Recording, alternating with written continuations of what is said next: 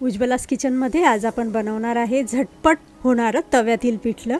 यासाठी अर्धा वाटी बेसन पीठ घेतलेलं आहे। बेसन पीठ एखाद्या बाउलमध्ये घ्यायचं आणि अर्धा वाटी बेसन पीठासाठी 2 वाट्या पाणी घालायचं आहे त्याच वाटीने आणि चांगलं असं मिक्स करून घ्यायचं।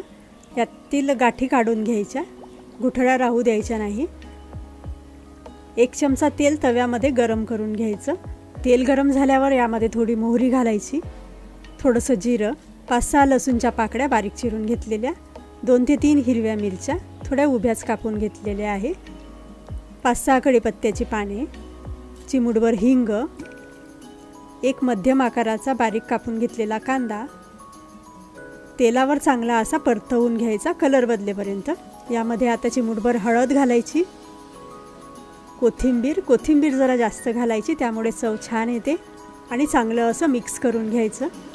आता यामध्ये कालवून घेतलेलं बेसन पीठ घालायचं, चवीनुसार मीठ घालायचं आणि चांगलं मिक्स करून 2 ते 3 मिनिटांसाठी झाकण ठेवून याची वाफ काढून घ्यायची आहे।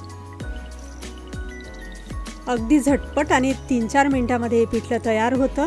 आता हे पिठलं शिजून झाल्यावर अर्धा चमचा तेल घ्यायचं आणि ह्या तव्यावर कडेने या पद्धतीने हे तेल असं सोडायचं।